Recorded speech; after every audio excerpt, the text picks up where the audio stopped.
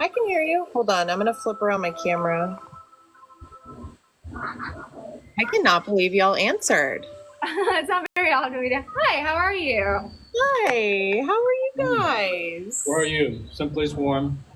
No, I wish. I wish, y'all. I wish. I'm in Tennessee. Where are you guys at? Playa del Carmen, Mexico. Okay, cool. What, did you move here? Yeah, we've been down here for 2.5 years.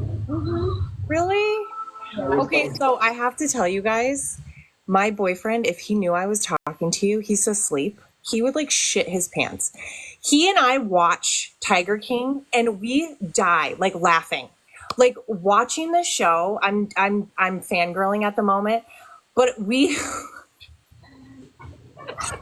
I just cannot. Like just all of it, like it's just like, do you feel weird? Is it weird to be on TV?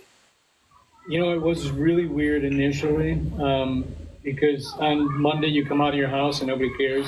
On Tuesday you come out of your house and there's 700 cars and everybody with you, and it was, and it's instant. You didn't get an acclimation period. It wasn't. I think we didn't realize how big it was because in the beginning, and Oklahoma had not shut down anything yet, and we had just had to go to the vet clinic to drop off a cub.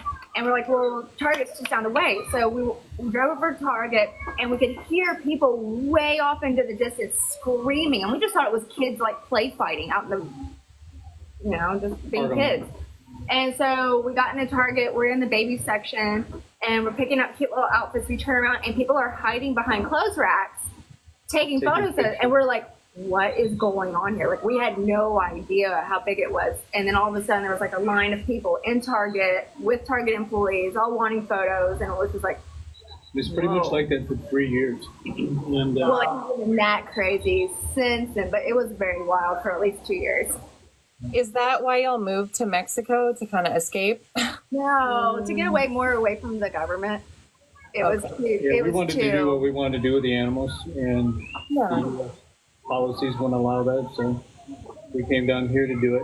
And it's cool because we're in the tourist area where it's not just all Mexican people. We get to see thousands of Canadians and Europeans.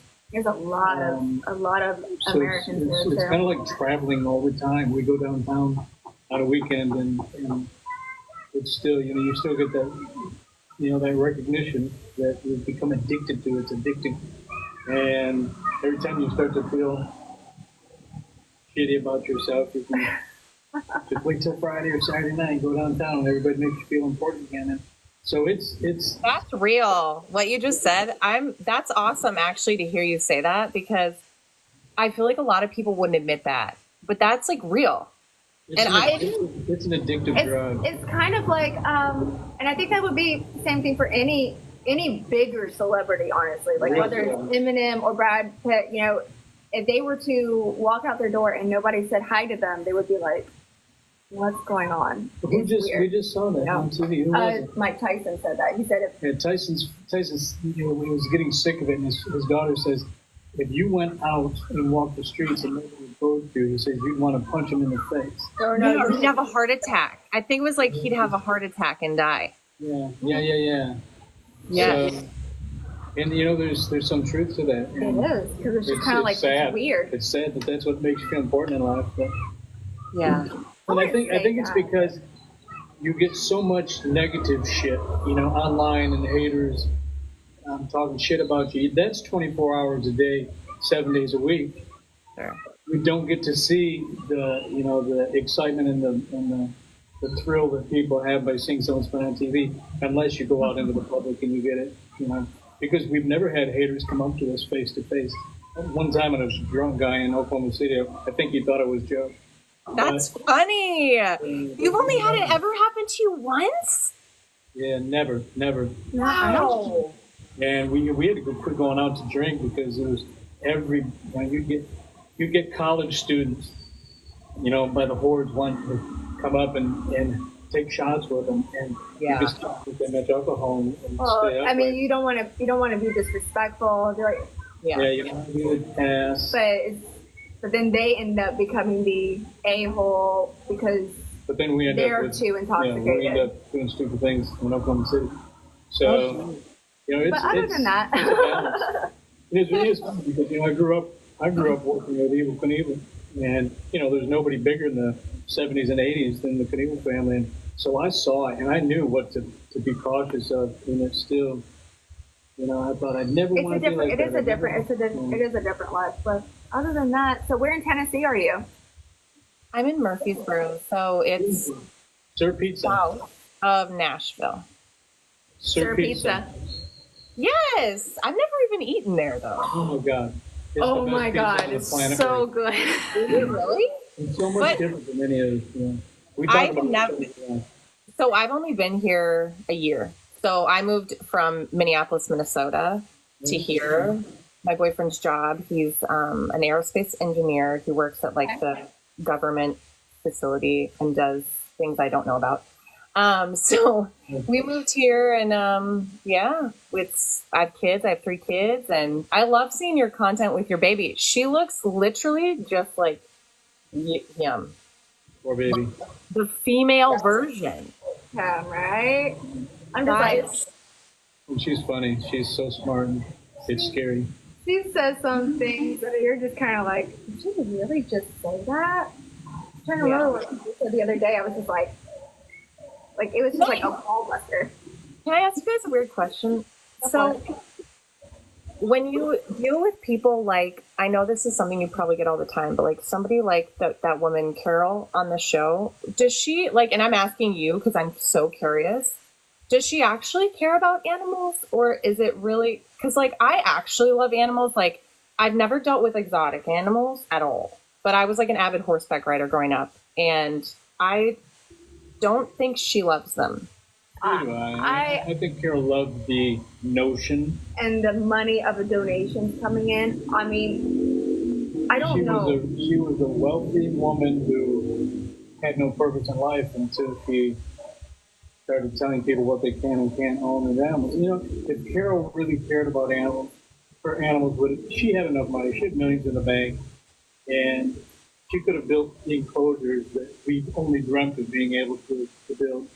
And she didn't do it. You know, she stayed in downtown Tampa and had brown corn cribs for her animals. You know what I think it's more, the more hate she spread about other facilities who did try to work hard to make animals have a good life, the more money came in for her. So it was just nothing but hate for her because she was like, oh, I can fuel this with hate and I can get donations for this.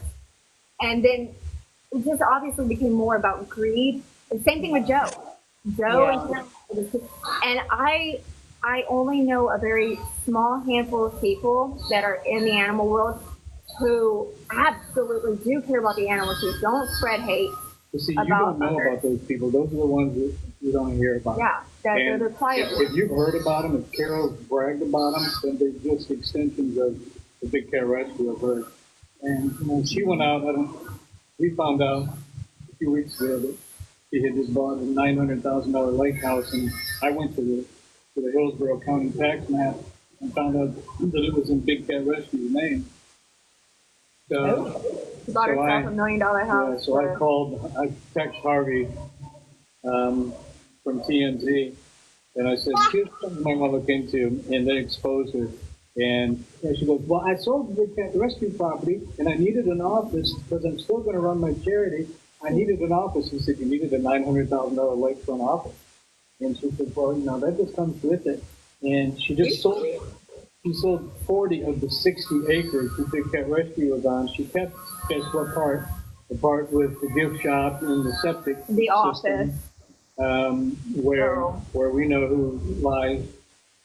So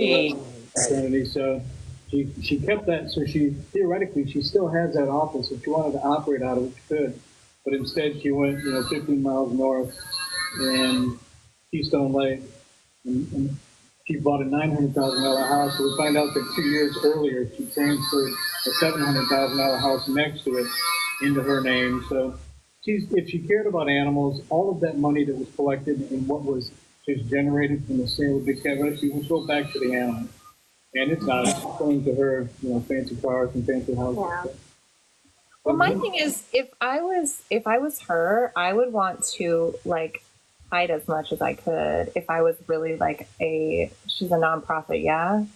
Yeah, she's nonprofit. Yeah, 501c3. So you know her day will come. All right, it's coming. It's coming probably sooner than anybody thinks. It's close. Yeah. I mean, if it's not for Dawn, then at least get it on this whole nonprofit. Yeah. That was weird, man. What actually happened? That was another question I wanted to ask. Like, what do you think actually happened to him? I think he was killed there at the property by a guy named Mexican Mike Garcia, who was best friends with Kenny Farr. Kenny Farr is the one who ended up with a van full of Don Lewis's guns the day before Carol reported him missing. And guess who delivered the guns to his house? It was Mexican Mike Garcia, who was part of a Mexican gang who had just gotten out of prison for killing somebody.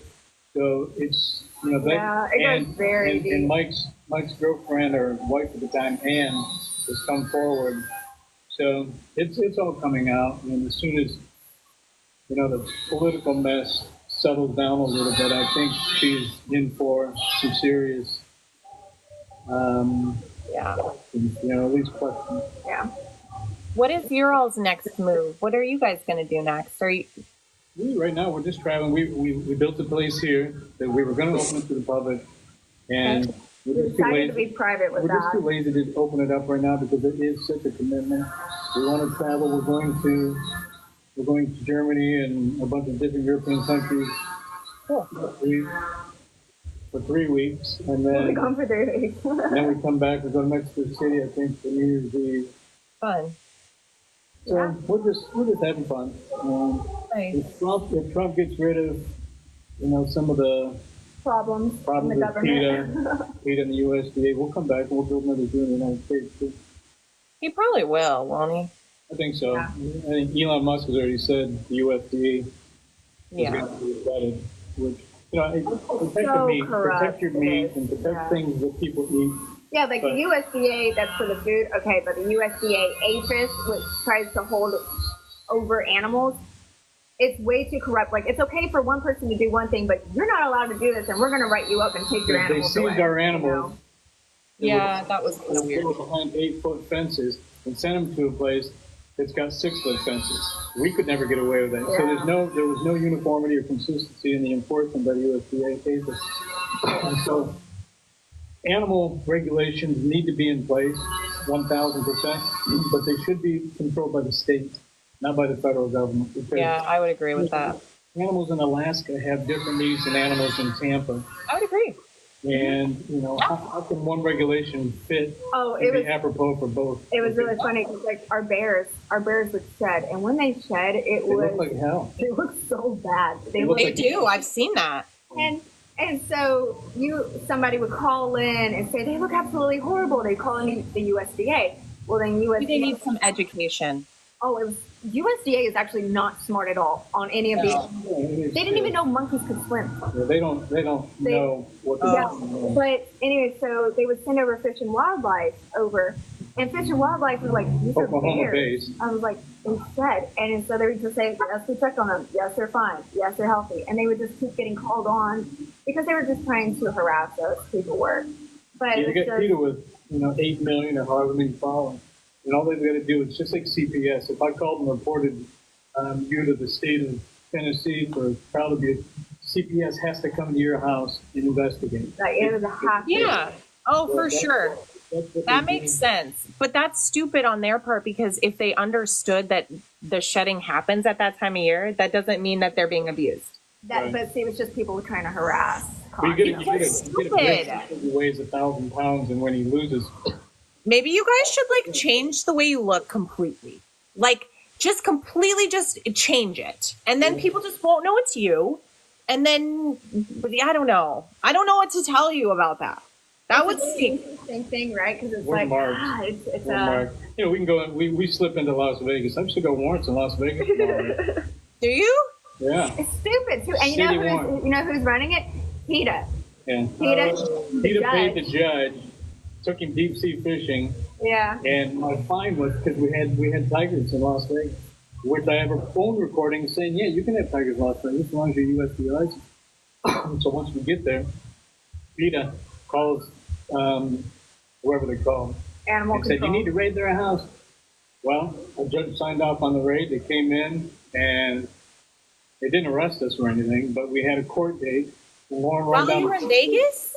Yeah, Lauren wrote down the court date I put it on the wrong on the day. wrong date. So we get a knock on the door, and it's like marshals with machine guns saying, "You know why we're here?" And I said, "No, I've got court in 2 days." I said, "No, Machine guns? Like, what Yeah, they the brought machine guns. They said we were very dangerous people. And he goes, "Man, we hate to do this because we think what you I'm do." sorry. You guys do not seem like dangerous people. Oh, Like, listen, when they came to raid our house in Oklahoma, my daughter, she was just a few months old, and she was asleep in her crib. They came in with machine guns, 5 people in our house with machine guns, held them to her in her Well, they were crib. swinging them around. They were swinging them around. They held him down to her. She's like, okay, baby. And I was like, you just held a gun to my child. I was like, I think that was the moment when we said, we need to leave this country immediately.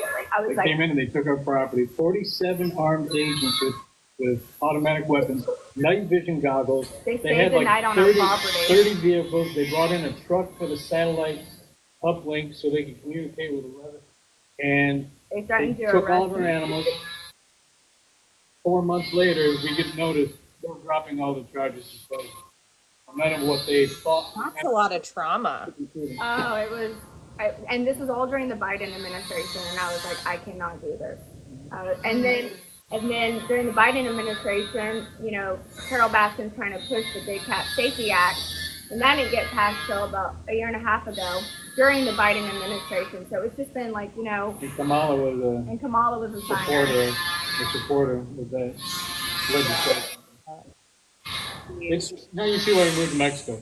You go to Mexico, as long as you take care of your animals here, which we always have, they leave you alone. Well, then maybe that's the place to be. You know, it's always nice, but- we're always gonna have a place here because, you know, we're connected with the businesses down here, but it's, you know, it's got its downfalls. It's not big shopping malls like there is in Dallas.